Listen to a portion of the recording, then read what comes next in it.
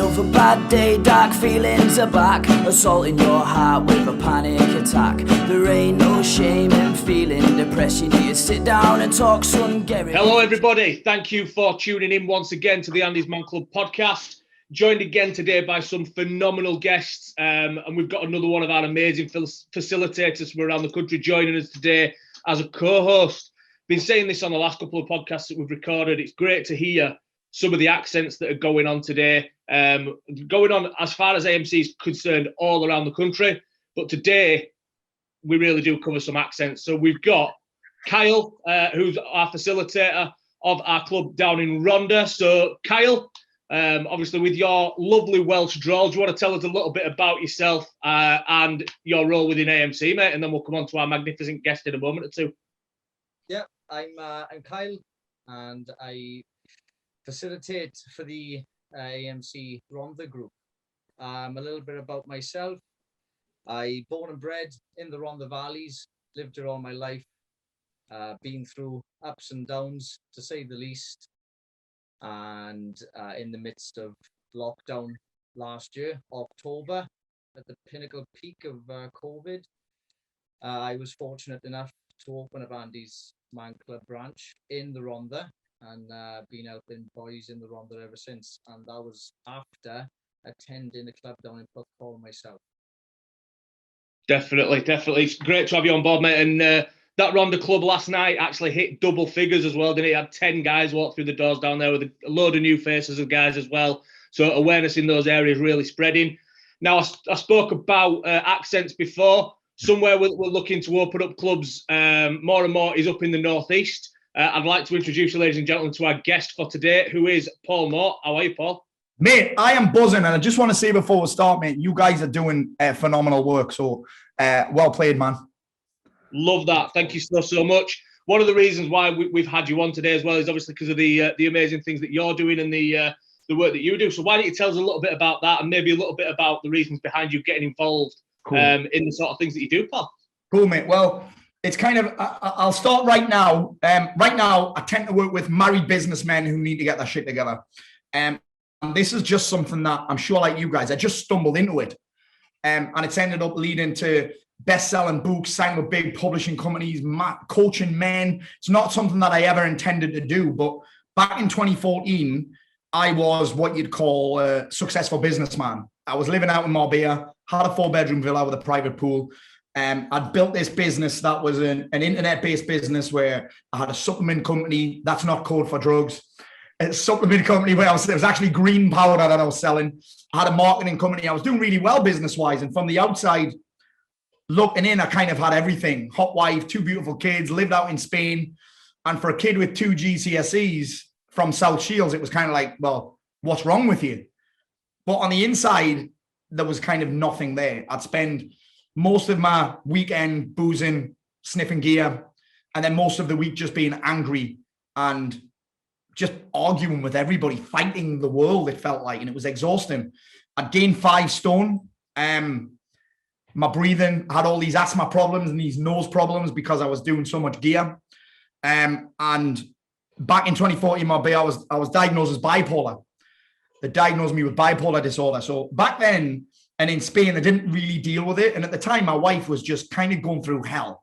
You guys listening will know what I'm talking about. Like, because it's our wives and our misses that usually have to put up with our shit, right? They're the ones who they have to put up with our mood swings and our disappearing for 2 and 3 days at a time. I mean, that was my thing. And she was like, we need to move home because there was her with a newborn and a 2-year-old and at the time a 34-year-old baby as well. So she had her hands full. So we moved back to South Shields and we thought it would be better, but it kind of got worse because I didn't even know anyone in Marbella. So when I got home, I was kind of back in with the old crowd, boozing and sniffing and boozing and sniffing and eating shit and not really getting myself together. And that all got to a point I remember the day quite clearly, the 17th of December, 2014. I was on the cliffs, which are just at the front of my house there. And I was ready to, like so many people do in my town. My town seems to have this huge, every day there's somebody on them cliffs struggling every day. And that was me in 2014. And like I say, on the 17th, I was ready to end my life. And the only thing that stopped me was my wife said to me, this is what we're saying to a lot of guys as well, is she said to me, think of the kids. And if you've ever been this low, which I'm sure some of the listeners have, and maybe you guys have been, when you've ever been that low, there's no logic. Like, there's no logical sense. I was like, I genuinely thought that my kids would be better off without me. And she said to me, like, she said she don't even know where it came from. She said to me, think about the kids growing up as those kids whose dad kind of ended his life and gave up on them, if you like. And I wasn't willing to carry that with me. And that was like a bit of I knew for a while, I think everyone knows for a while they need to stop some of the habits and the behaviors. We kind of know for a while that we're a bit all over the place and maybe we need to get it handled. And that was the moment where kind of maybe I should get my shit together became a bit of I must get my shit together. And then I remember Christmas Day that year, the Suicide Watch team are at my house. So for you guys that know, the Suicide Watch team basically just look after you, basically. The babysat me. And I remember meeting a lady there called Donna, and she kind of gave me, because at that point I'd seen a lot of shrinks, I'd seen a lot of counselors, I'd seen a lot of therapists, I'd done all of that stuff through the NHS, I'd gone private. And this last Donna is from Sunderland, and she was she's from a rough area. And she kind of gave me for the first time what I'm going to call tough love. Because I think that's sometimes the hard thing about being low, like you kind of like, well, you already feel like a bit of a liability. And what I love about what you guys do is a lot of us are like, well, who do you talk to? Like, what do you say? What if they can't handle it? What if they laugh at me? And we've got all these stories on our head about what might happen if we start to open up. And Donna kind of gave me a bit of tough love. She gave me a bit of tough love. And it was almost like, she didn't even have to say it. She was almost like, mate, get your shit together. I remember she came to my house on a Monday. She used to have to come to my house every week to kind of make sure that I was stable, if you like. And then she just looked at me.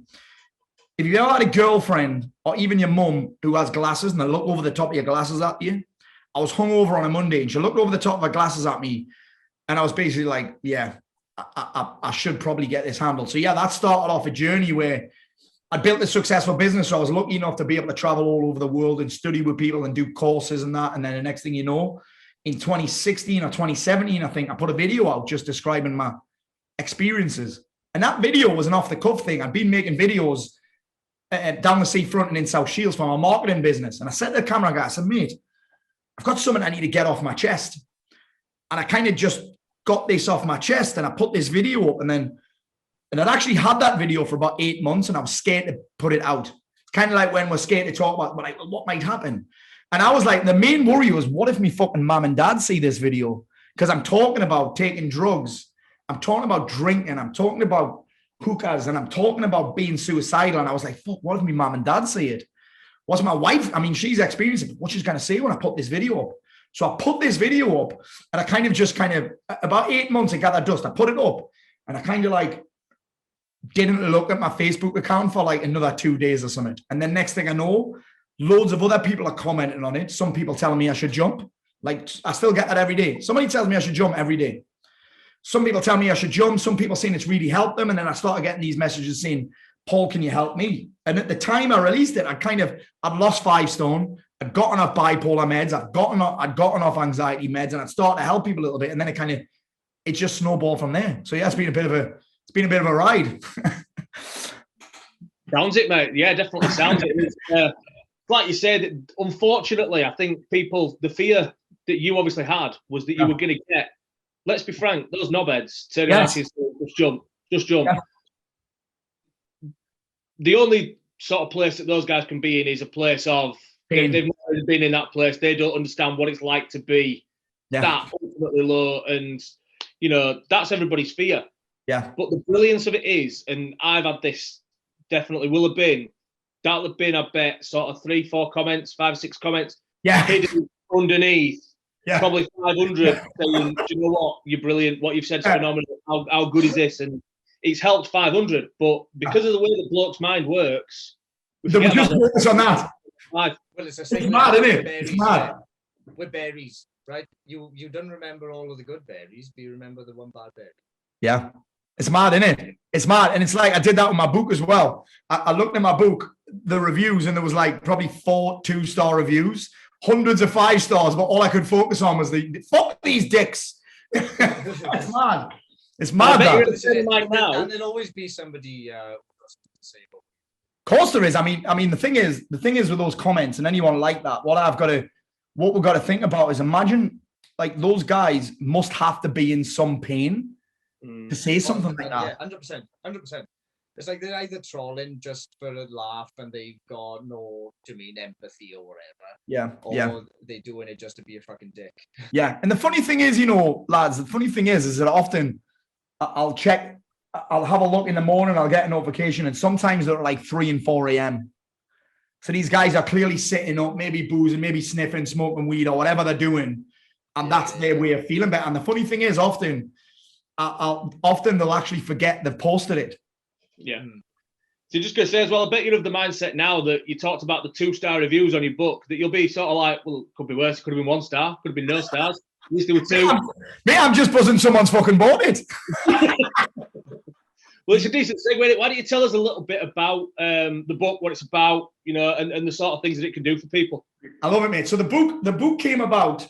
I mean, I'd wrote one a few years ago that was kind of self-published. I was like, by the way, I hated writing the book. I hated it. Honestly, I'm a talker. I'm not a typer. And I hated every second of it. Honestly, this is quite rude, but it was like being stuck in Fritzl's basement. It was fucking horrendous. I hated every second of it. Honestly, I hated it. You can edit that bit out. We'll wait and see. Anyway, I managed to, over the last couple of years, I've managed to help some people that are quite high profile, a couple of authors, a couple of other people. And then middle of last year, a company called HarperCollins reached out to me and said, Paul, would love for your story and your message to impact more people. I'm like, well, that's what I'm all about. And I didn't even get paid. They didn't even offer me any money. I was like, listen, let's just get this done. We started doing the book and they were like, can we get it out as soon as possible? In the pandemic last year, nobody was getting published. I mean, I've got a friend called Jay Morton, who's ex-SAS. He's been on TV and that. He was in the SAS for 10 years and his book got pushed back about 6 months. So they decided, Paul, let's just do audio so that we can get it out right when the second lockdown happened. You know, the one that was like December time? Yeah. We'll get it out then. And then it kind of just went wild. And all it is the book's about my story, how I went from school and went through this process of building a successful business, not having any support, being from quite a low income town, moved to Marbella, and then just finding every way possible to fuck it up. How I turned that around, and then just the stories of other guys, because I think it's important. And this is what I wanted to get across in that book, was that it's easy for us to read some celebrities' book. Like, so I've had Tyson Fury on my podcast, and it's easy for us to go, well, and especially for guys, well, I'm not Tyson Fury. Well, I'm not. We had Ant Middleton on last week. I'm not Ant Middleton. I'm not Andy. I'm not Kyle. I'm not you. And we're great at making excuses. So what I wanted to get in the book was just stories of normal blokes, mortgage advisors, guys in work, guys that are in IT, etc. I wanted to get a full range of that. And it's just kind of their stories and what they did and the tools that they implemented and the little changes that they made, how they got a handle on their drinking, what they do in the morning to get them on point, etc. What they do when they're struggling, for example. Yeah. It sounds like almost like an ANDYSMANCLUB in print. Yeah. I'm sure Kyle will agree with me in a second that, the amount of guys that we get through the doors that, we do get investment bankers, we do get guys that are CEOs of massive multinational organizations, and then we get some bloke who's never worked a day in his life, or some bloke who isn't able to work for whatever reason. Yeah. And they sit there and they're just equal. It's exactly what it's like, isn't it, Kyle? Yeah. It is something magic. It is. And with those bits and pieces of life, I like to use all those different stories, like you said, and relating. That's what it's about, isn't it? It's relating, using those little bits and pieces to relate.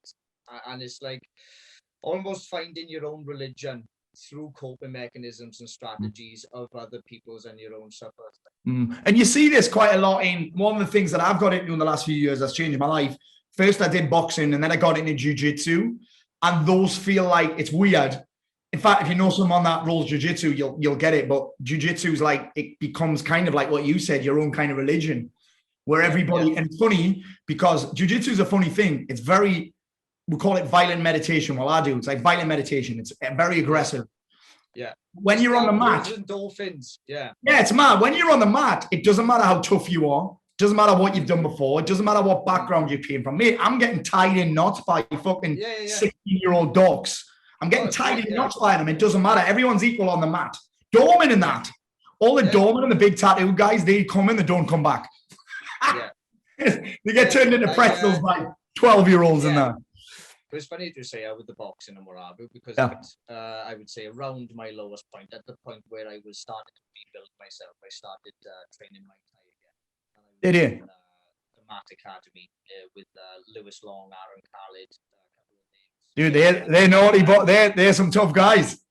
Yeah, it's and it's good fun. It is like, to me, you get punched in the face, you get some black eyes, but you leave it buzzing, absolutely buzzing. Yeah, it humbles you as well to a certain point. Do you know what I mean? You get so much. Like when you was those bunch of kids when you was younger, you little shits, you know, you're throwing stones at cars or whatever, blah blah blah. You go down a boxing gym and have yourself humbled. You're not going to flipping do it much often. Do you know what I mean? Doing that Antoine stuff and jiu-jitsu. Just before lockdown, my boy started it done with and obviously it kicked off then, so he had to stop. Yeah. But him wanting to get back down there because it's so beneficial, and obviously with it not being physical contact, it's just the rolling and all that.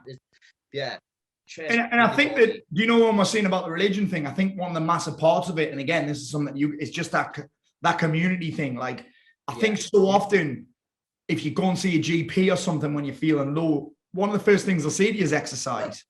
But I'm like, fucking hell. And I think I was talking to someone else about this morning. I'm thinking the problem is with that is often we link exercise to going to the gym.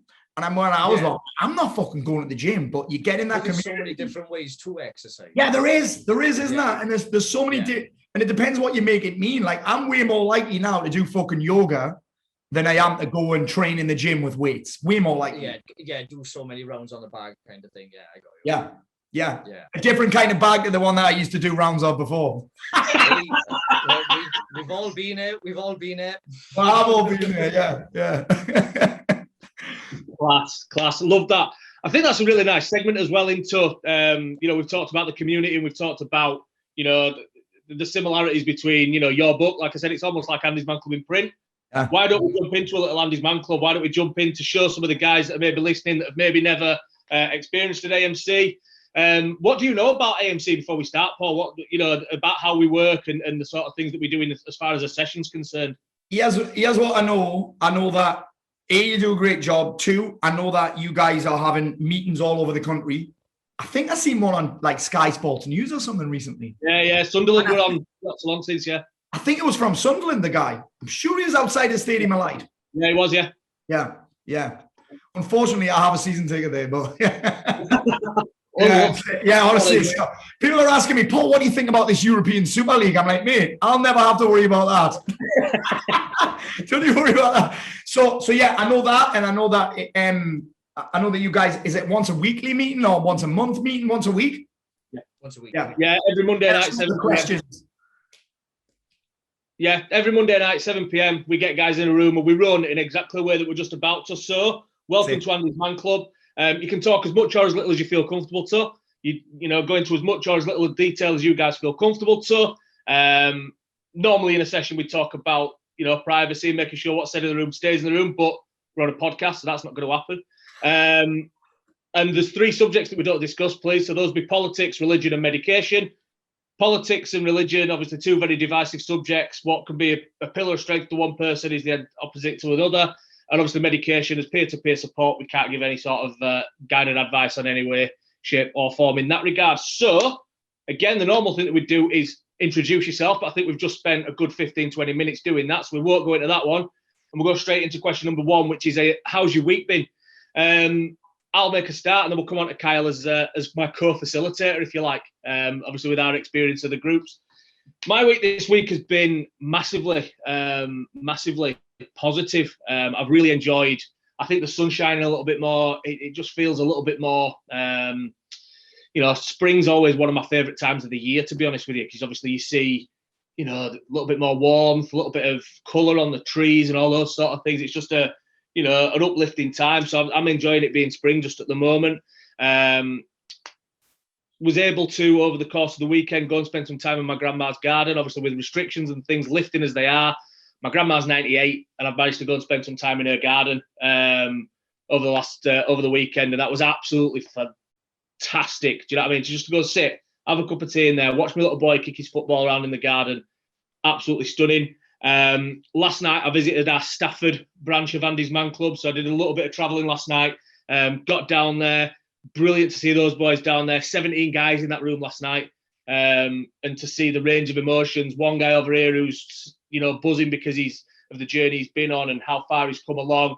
Another guy over here on his very first night, just turning around and saying, "I've only been here half an hour, but I know that this is the place that I want to be. It's doing so much for me." So flooded with positivity. And I'll pass on to Kyle and we'll find out how your week's been, mate. Thank you, Andy. And yeah, your week does sound pretty positive. And I think I'm going to follow up with a lot of positivity as well. Yeah, the club itself in the Rhondda has been fantastic. Getting a lot of good feedback with it as well. So obviously since it opened, only October last year. For me, like I've been doing what I'm doing. It's like maybe people might be wondering what this is and what I do. That is me, is Smile with Kyle.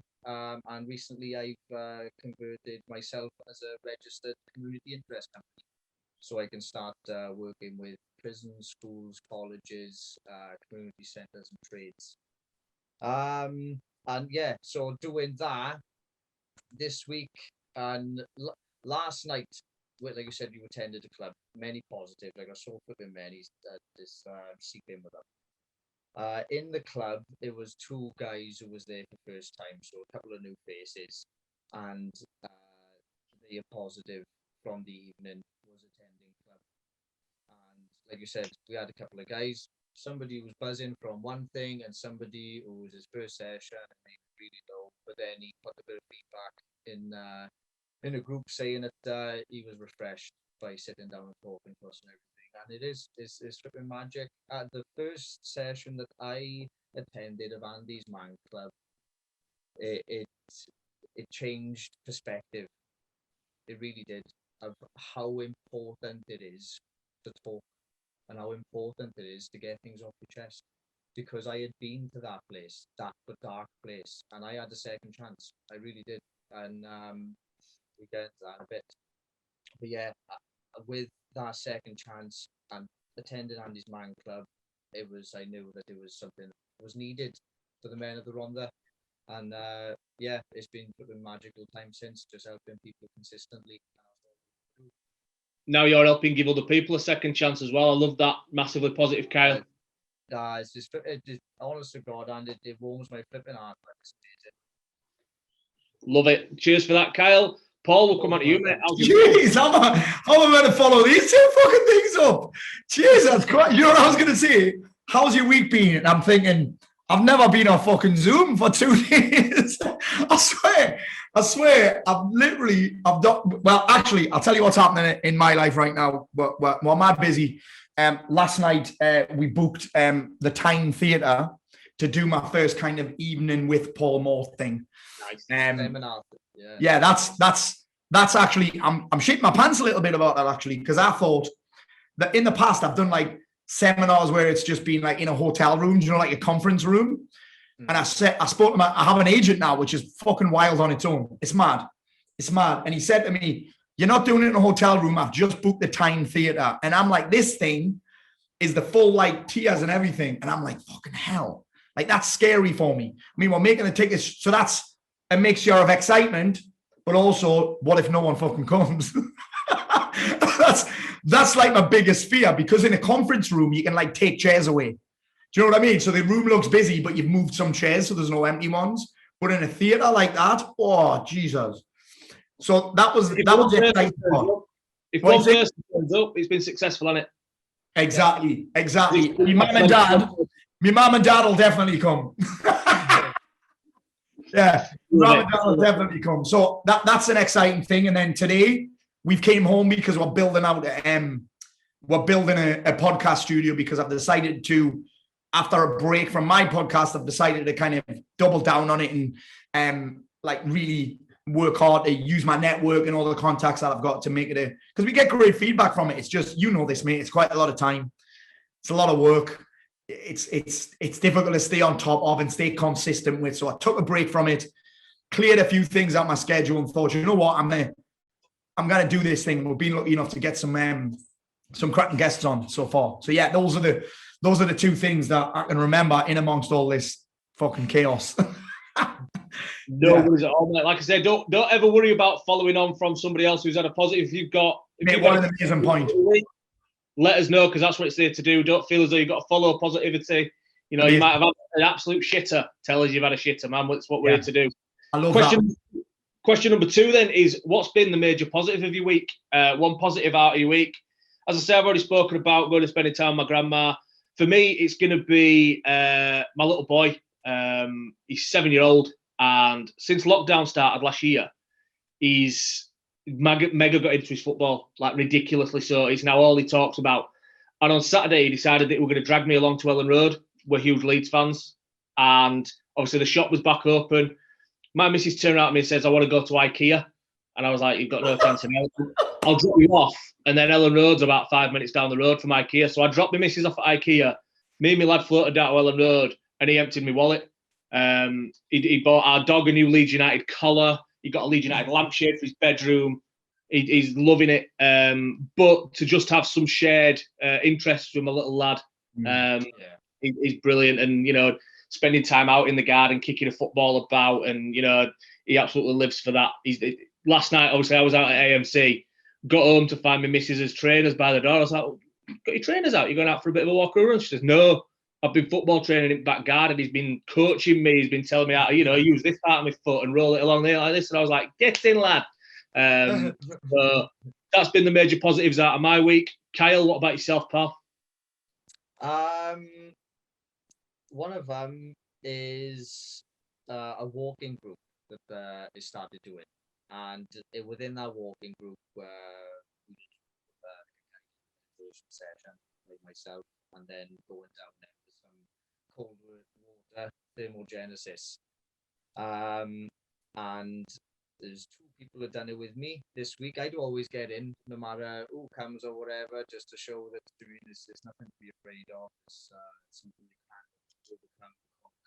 Well, mate, you've got your sound's dropping in and out. I'm struggling to hear you at parts. Oh, yeah. How's that? Is it bad? Is it good? It's a little bit, every now and again it goes really quiet and I really can't hear a word you're saying. Right, hang on. If I do this, wait there. How's that? Oh, wow. Who's this? Who the fuck's this guy? Who the fuck is this? You're on a different planet. The only problem is now I can't hear you. Oh. Don't worry, I'll sign at you. I'll text you questions or something. Right. Anyway, those positives. A boy and a girl came into the water with me, and coming out of the water, the boy said he had released his inner beast, and the girl said she felt like a new woman. And nice. It was just on that. That's some cold water therapy you've been doing, in it, because that's where your sound dropped out. Yeah. Some cold water therapy and getting guys into open water swimming and things like That's that. It. Yeah. And another one is like you said, with you, a boy. Me and the boy have been. Oh, it was a couple of weeks ago, and after when we was just about to start doing some tea, I said, "What do you want to put on the telly?" He's like, "Oh, I don't know. Let's just have a look." And he's only 5, so obviously I can only put so much on for him. So we on Netflix, and we just play something. Yeah. So I went through a couple of things that were 15 rated or whatever, and then all of a sudden pops up Only Fools and Horses. Right. So I thought, it's all right. Do you mean it's not flipping swearing or what have you? So I popped it on. Well, every day tea time now, we watch flipping Only Fools, we do, and it's just been magic. It's really nice. He's flipping, he loves Rodney and whatever he does. He's looking great. Class. Love it.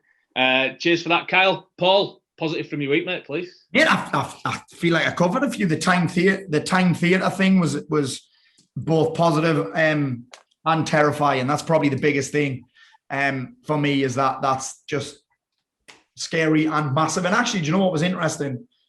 Is that I'm not a guy that struggles anymore for confidence. Like, I'm always on this positive vibe, like you guys are talking about. I think the amazing thing is about this is something that I try and look for 3 every day. And when you do that every day, your confidence starts to build because you're training yourself to focus on the positive.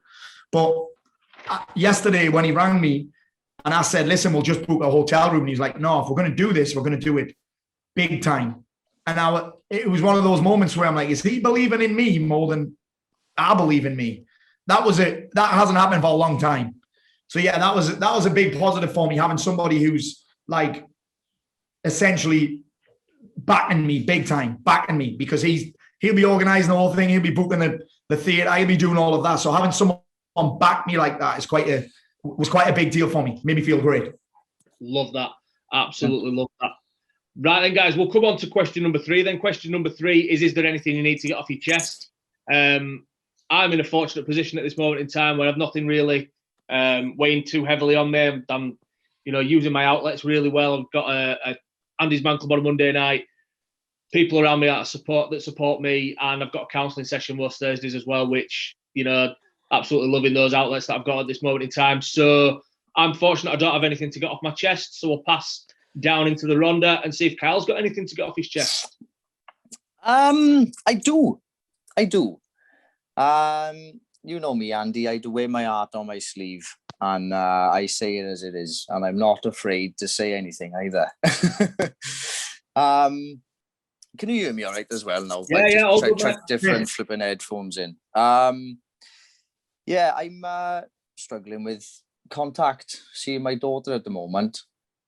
And it's an issue that has been a problem since splitting up with mum, and it's really difficult. It is, but going through that, if it is any man now going through difficulty with access with your kids, the point that I've come to, unfortunately, is the same point that my dad came to, because I was put in that position with my mum. Now, mine and my dad's relationship, we flipping good as gold, and I don't speak to my mum at all.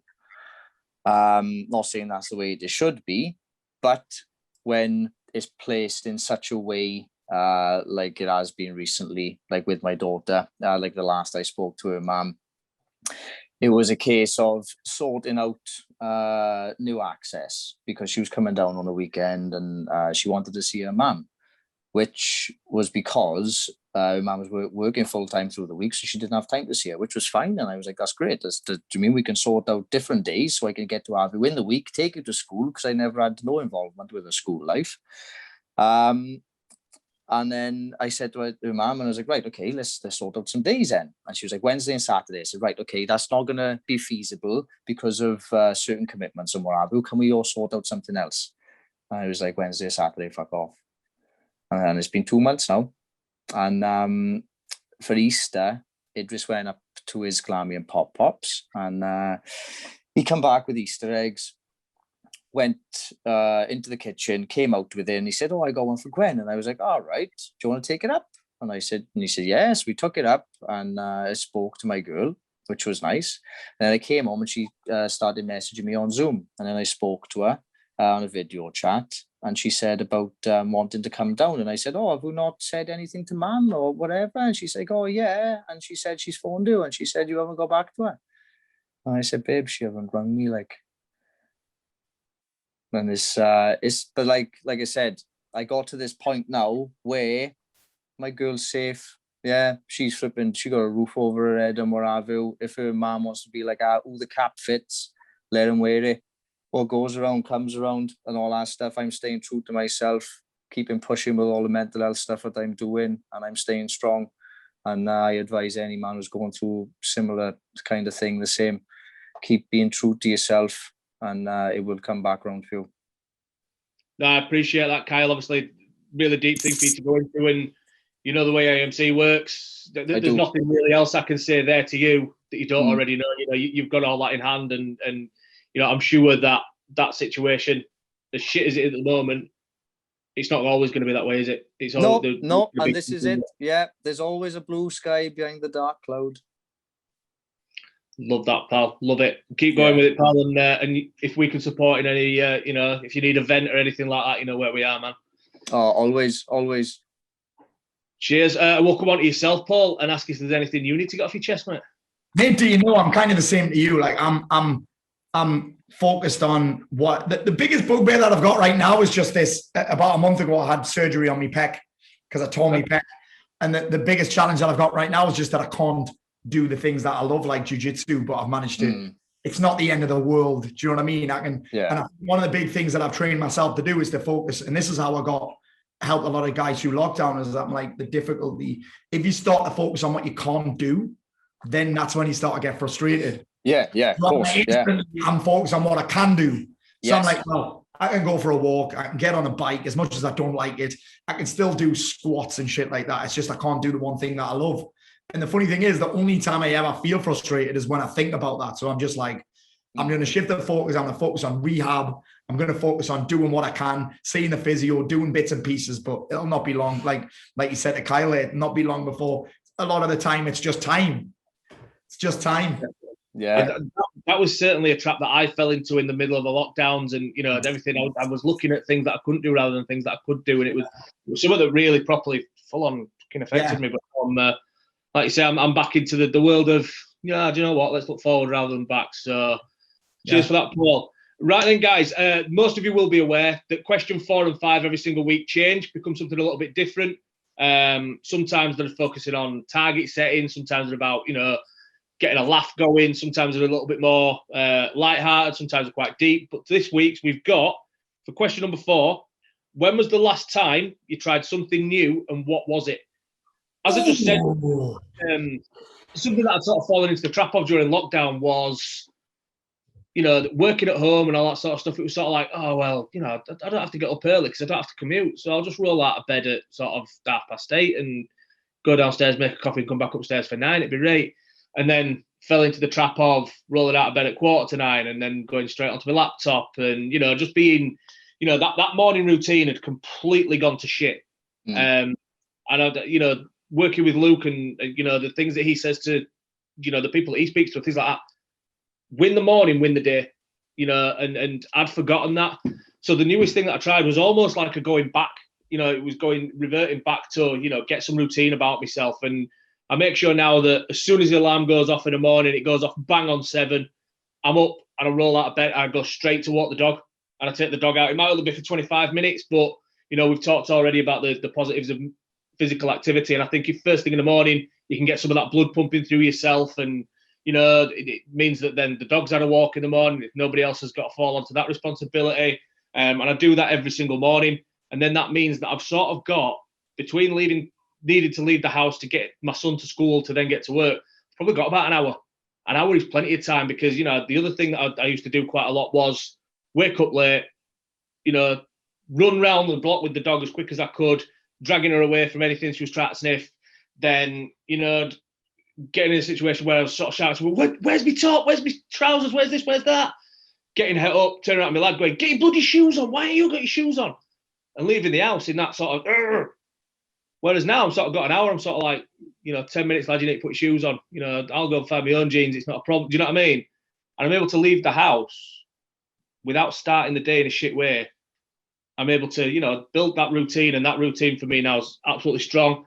And it's a complete and utter non-negotiable. Maybe Sunday mornings I'll deviate away from that and just have a, little bit of a lie-in, not too late, but, Sunday morning I'll maybe have a little bit of a break from it just to give myself a little lie-in. But other than that morning routine, completely non-negotiable. So, Kyle, something that you, the last time you tried something new, and what was it, man?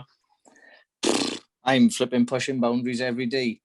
Finding what works, what doesn't work.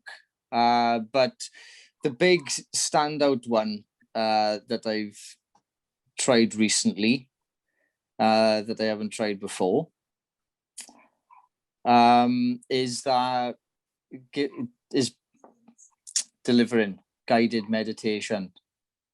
Obviously, I do meditate myself, and I do it my own way or more, but delivering it to people as I want to be doing on the walk somewhere, and just that kind of feedback from it is like they're like, oh, because like obviously when you come back from it and we are up on the mountain and the sun beaming on you and just feel really nice and grounded, and proper spiritual experience, like, and that has been very nice, say the least. Love it. Cheers for that, Kyle. Paul, what about yourself? Last time you tried something new? My newest thing is probably asking people who I wouldn't normally ask for a favor or some help, or how can you introduce me to this guy? That's how we managed to get some pretty big names on the podcast and that, because I'm like, well, I can't ask him. And I'd normally be like, oh, do you know when you're like, oh, I don't want to ask. I don't want to, it would normally say, I don't want to put on to people. Oh, I don't want to put on to people. But then the last month I've asked, and then I've ended up, people have either, the worst that's going to happen is they're going to say no. Yeah. They're going to ignore me. Like, they might ignore the DM that I send them. That's the worst that's going to happen. So I wouldn't say it's necessarily something new, but I've certainly done more of it, or actually set my sights higher. Like, do you know what? Fuck it. I am going to ask him. I am going to ask them. Worst thing he's going to say is no. Yeah, that's right. Yeah. Yeah. That whole fuck it attitude. I've got a book at home, something that I read quite a lot, and it's one of those things. I probably just read it. I'll be honest, it's a shithole read. So it's, you pick it up and read a chapter. But it's just called Fuck It, and it's got all these different sort of. Yeah, I've read it. It's class. Of people that just sort of, they've turned around and gone, yeah, do you know what? Fuck it, I'll give it a go. Yeah. But I love that sort of attitude. That's probably the approach that a lot of guys will have to have before they come to your first meeting, right? Fuck it, I'm going to go. What have I got to lose? Yeah, exactly that. And that's it. The hardest part of going to Andy's Man Club is walking through the door. First meeting. Yeah, definitely. Walking through the door. It was the last thing I said to myself. I was sort of determined to go in and not really speak, but I'd sort of gone, fuck it, give it a go. Yeah. So yeah, it's exactly that sort of mindset. Love that. Yeah. Right, question number 5, which is our last one, is a quick fire question, and it's, what is your number one motivator in life right now? Mine's my wife. I'm a little boy. Kyle. Me. Love that shit. Paul. Mine's impacting people. Love that shit as well. Yeah. Class. So that's the basic premise of AMC. That's exactly the questions we asked in our group last night. As you can see, it's literally guys sitting around talking. It's really sort of, the vibe that you get in there is somewhat massively powerful. So love that. Cheers for joining in. Coming towards the sort of tail end of the podcast, then we're going to sort of look at your 3-2-1s, something that Luke started in our first series of the podcast, and it's something that we want to continue. And the 3 is 3 ways that you promote positive mental health. 2 is 2 pieces of advice you'd like to share with us, and 1 is the one thing that made you smile or laugh recently. So for all 3-2-1s, I'm going to come to yourself first, Paul, and then we're going to find out Kyle's as well. Find out a little bit more about you guys and what makes you tick. Sweet. All right. So the 3 things that I've gone with, because I did get that little note, and I'm glad I did, because some of them are like, ooh, because listen, I was going to say I could talk about this all day, but I quite literally do talk about it all day. so my 3 that I went with were, the first one is, and I learned this from a guy called Jeff Thompson, who's a phenomenal guy. And he talks about the palate. And the palate is essentially, for me, one of the number 1 things that's going to impact your mental health, which is what you're watching, what you're reading. So basically, what you follow on social media, what's in your WhatsApps, what you read. Like, if you read the news and you wonder why you're all over the place, then for me, it's obvious. What you listen to, who you listen to, and what goes in your mouth and up your nose. That is important. I don't care what anyone says. Like, mental health needs physical support. And I've been thinking, I've wanted to say that for so long, but it's difficult because I've been that low. Somebody telling me to exercise, I'll be like, are you fucking kidding me? I can't even open the curtains, mate. But if I start, just that term, the palate, for me, what I eat, what I drink, what goes up my nose, what and who I listen to, and what I'm seeing, what I'm watching, and what I'm reading, huge. So that'll be my first thing, is kind of pay attention to your palate. Like, you got to, like, again, if I watch the news all the time, there's a high likelihood I'm going to end up thinking the world's ending. Right? Everyone hates each other, because that's what we're fed, right? I don't even watch Sky Sports News anymore, because that is now just negative. That's all European Super League at minute, mate. That's all it is. Or it's some kind of racial crime it's some kind of racial crime on Instagram or something. Do you know what I mean? It's a bit, if I watch that all the time, of course I'm going to feel negative. So that's my first one, is paying attention, and even just shifting from reading the newspaper to reading some kind of positive book, reading some kind of autobiography versus reading about some other shit. Do you know what I mean? Following somebody inspirational rather than following Karen, who seems to know everything about fucking thingy, what they call vaccines. Karen from fucking Sainsbury's, who knows everything. I'm not going to follow that shit. I'm not going to follow in people arguing with each other. That's not my thing. Because eventually I'm going to, listen, you put me in a room full of 10 positive people, there's a high likelihood I'm going to end up with the 11th. I'm going to end up with the 11th. Positivity, doesn't it? Exactly. So I'm going to adapt. Essentially what this is, the palette is, my mind is going to adapt to the environment that I keep putting it in. It's going to keep adapting to that environment. It's kind of like if I keep going to McDonald's, I'm going to get fat. If I keep going to the gym, there's a high likelihood I'm going to get in shape. So whatever analogy you want to use for that. The second one is, and this is another one of those things where a few years ago, Kyle, I know what I'm on about here. If I looked at my daily routine now, and you were talking about morning rituals, if I looked at my daily routine a couple of years ago, I'd be like, what the fuck? Journaling, yoga, meditation, cold showers, even jujitsu. I'd have been like, who is this fucking guy? Like, honestly, I would have been that immature. I'd have been like, yoga's for hippies, for middle-aged women and hippies. Meditation, that's for tree huggers. That would have been me a few years ago. Now I'm doing all of that shit. But the one thing I'd put in that has had one of the biggest impacts on my mental health is, I'm going to call it journaling, but I don't mean keeping a diary. Because I remember when I was rock bottom and the shrinks would be like, oh, Paul, have you ever thought about keeping a mood diary? And I'm like, what? So I can remind myself how shit I feel? No, I'm not doing that, because all I was writing in every day was, I feel like shit, I feel like shit, I feel like shit. So then I learned about this thing that I'm going to call prompted journaling, which is essentially questions like the ones that you've asked, which most of them have. And I see the mind's like I can only focus on one thing at a time. I can't be focused on something that's positive at the same time as being focused on something that's negative, because I can only think one thought at a time. It's kind of like a compass needle. And the journaling that I do is kind of like, if questions are the steering wheel of the mind, the questions that I answer will point my compass needle in the direction of positivity versus negativity. Do you know what I mean? So 100%. You got to think about this. You mentioned it before. If the first thing that I do in the morning is check my phone, which apparently that's what 83% of people do. First thing I do in the morning is check my phone. I'm probably going to end up in someone else's business. I'm going to end up responsive to emails and those negative comments. However, if I train my mind to focus on what's positive, what am I most excited about today? I love that question. What am I most excited about today? What am I working towards? What goals am I working towards? So journaling in that style it just makes my compass needle on my mind go in the direction of empowerment rather than disempowerment. Because it's easy. Our brains are automatically wired to focus on the negative first. That's what we do. That's how we stay alive. Focus on the negative first. So if I don't do something that interrupts that and overrides it, I'm automatically going to be focused on what's wrong with my life, what's not working, what's wrong with me. It's a question that I use all the time. It's absolutely mad you've said that. Sat next to me on my desk is my journal. Oh, I love it. That's mad. Things in there, like you said, just like morning creations, and then there's a bit you can reflect on at the end of the day as well. So you do a bit in the morning, a bit in the evening.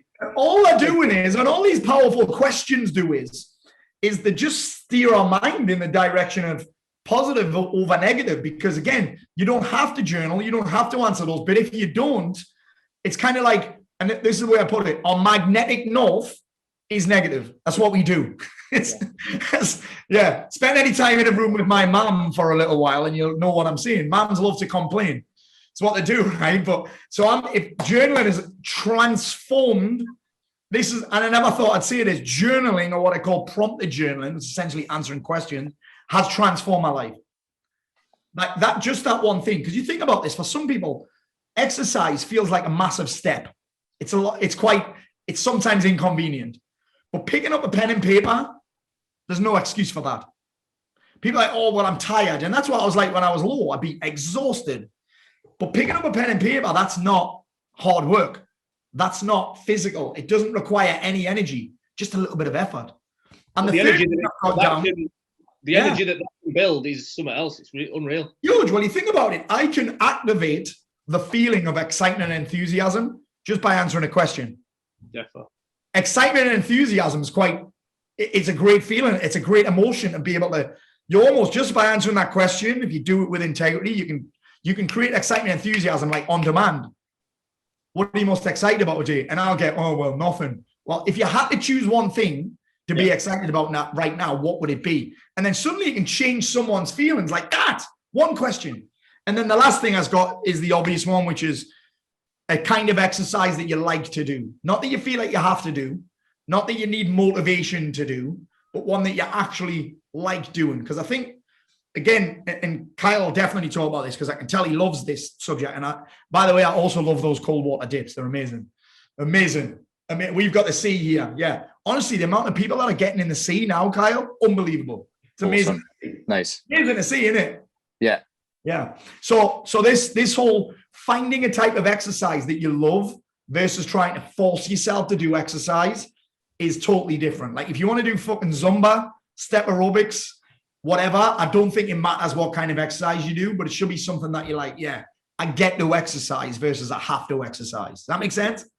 Definitely. So those would be my three. My second one, my two bits of advice are the two that I've needed to hear recently. Which is two things.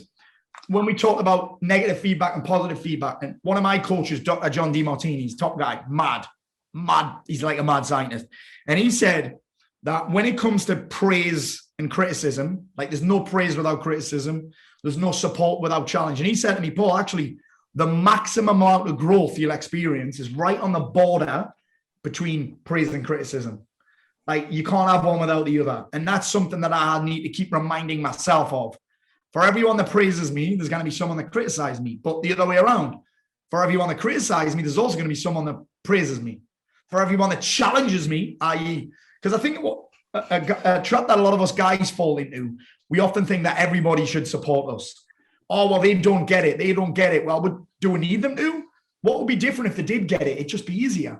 A lot of the time, we've just got to, and you guys know this, sometimes no one's going to come and fucking save you. We've got to do the work, right?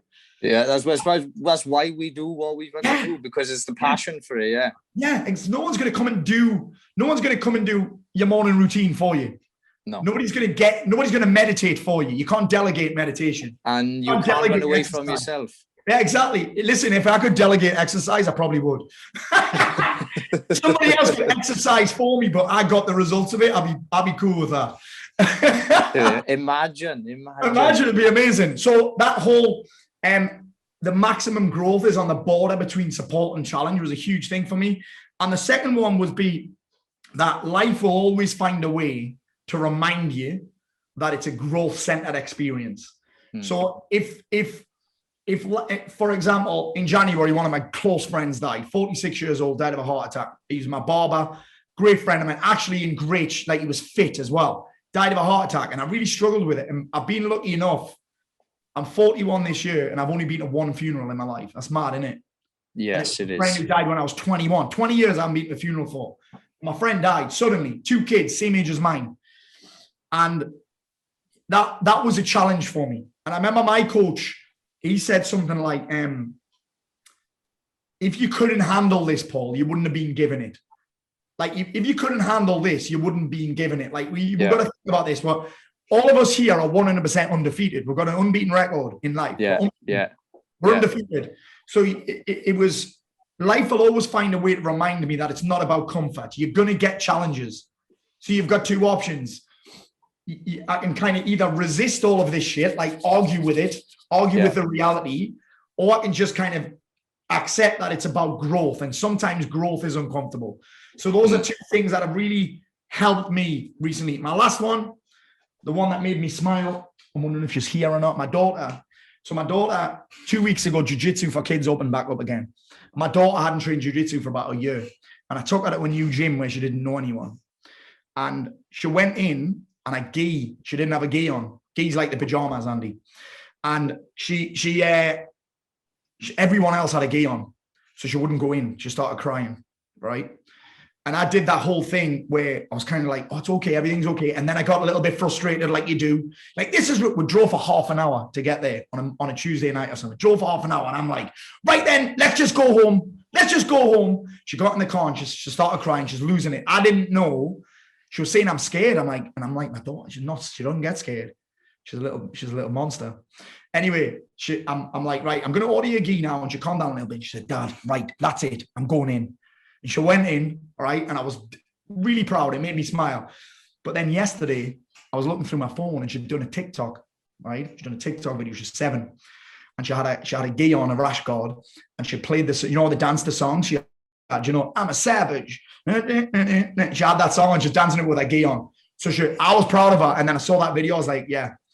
It really made me smile because I didn't know she'd done it. Yeah. Love that. Love that.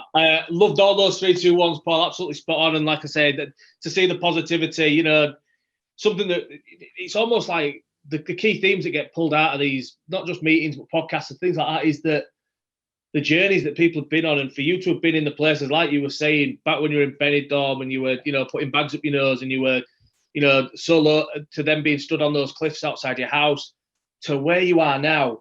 It's mad. Unreal. It's absolutely. Mad. Do you know what's mad? I want to point this out because Kyle will probably be with me on this. I think when I did my book, the people that were producing it, they said to me, Paul, do you think you'll ever end up back there? And I said, yes. And they were really surprised. I said, I'll end up back there if I stop doing what I do now and I start doing again what I did back then. Oh, I've got 100%. no doubt about it. Do you know what I'm saying? 100%. You'd be the same, Kyle, right? Yeah, 100%. Definitely. Yeah, it's mad. We'll bring you straight in then, Kyle, and we'll find out your 3 ways that you promote positive mental health, mate. 3 ways that I promote positive mental health. Oof. To pick just 3. Well, Andy's Man Club has got to be one. That's one way that I promote positive mental health because it is what it is. Does exactly what it says on the tin. It's okay to talk, to get things off your chest, and that's what you do. And every time somebody new walks through our door, and even boys, myself, do you mean? I flipping, yeah, it never changes. And you will hear similar stories, but everybody's story is unique. So through Andy's Man Club, promoting positive mental health. Through myself, promoting positive mental health. And just trying to be, doing what I love doing and doing what I feel as if needs to be done. But it obviously creates that loving environment that you need. Do you know what I mean? 100%. So, yeah. So to just being myself at the moment as well by promoting that. I say the third one by promoting it is allowing myself to not be 100% all the time. Like you said about, yes, it would definitely be shit street if I went back to, do you mean not sleeping and staying up and what have you. Like I was saying about the alarm and what have you. I'm fortunate enough now to not need an alarm. Like my routine, I'm up and what have you. Is to show people that it's okay to wear your heart on your sleeve, and about looking at yourself to recognize flaws. Because when obviously the change starts with you, doesn't it? 100%, mate. Class. 2 pieces of advice, Kyle, that you want to share? Two pieces of advice. Be patient and persistent. No matter what it is in life. Patience and persistence. Obviously, myself doing well. I think I was on Andy's case for about 10 months or more. Easy to get this club. And I was like, fucking, come on, man. We're not doing enough. Again. And bearing in mind, we were in the middle of a national lockdown with no clubs open, and he didn't even let that stand in his way, bless him. Relentless. Yeah, absolutely relentless, indeed. Yeah. And that then was just flipping magic, obviously. So patience and persistence. Be patient and persistent. And second one, look at yourself more openly and honestly and recognizing those flaws again. Yeah, so that would be my 2 bits of advice. Sound one thing that made you smile or laugh recently? Recently, trying to think of today. Is there anything today? The boy flipping cracks me up all the time. Do you know what I mean? I like my lizards to do some funny things now and again. They flipping. One That's of them. not a euphemism, by the way. You actually Yeah. I've got 2 chameleons. Yeah, that's not a euphemism. For all you dirty-minded folk out there. I could just see the comments under the video now. If I want to sum it up in one for the thing that's making me smile at the moment, it's life. And it's being able to make all these different connections with people and keep pushing forward and keep creating this even more loving environment that already exists. And to keep doing that and to enjoy life. Class. Mate, right. Can I just jump on one thing that Andy said that I love? I love that he said this, which is, and I think a lot of guys struggle with this, was he said he was okay with not being 100%. Yeah. That's massive, by the way. Because I think guys get into this thing where if they're not happy, they think they're broken. And I'm like, no, you're not supposed to be happy all the time. It's an impermanent emotion. So I love that you said that, because I don't think that gets said enough. Well, I try to push more towards, instead of trying to be happy, because that's a mood, try to be more content with your life. If you're not content with your life, you need to change things. Yeah. And if you're not willing to change things, you're not willing for things to change. Come on. Boom. There you fucking go. Have it. Wrapping up today's podcast. Guys, the positivity that we've shared today has absolutely blown me away. I'm leaving this room now feeling like the mood's taken me. I'm absolutely loving it. Massive, huge thanks to you guys for giving up the time of your day to come and spend joining with AMC. We'll certainly be back in touch, Paul, and we'll look forward to seeing you really soon. Just to sign off, guys, I'd like us to just sign off by one, turning around and saying, it's okay to talk. It's okay to talk. It is okay to talk. Love it. Thanks so much, guys. Don't forget, if you want to get involved with any of our, what are now, I think, 45 clubs around the country, including an online platform, just get in touch, find out which obviously would suit you better. info@andysmanclub.co.uk. Find us on Insta, Twitter, Facebook, LinkedIn, all those places. Take care, and we'll look forward to seeing you all soon. Thanks so much for listening and tuning in.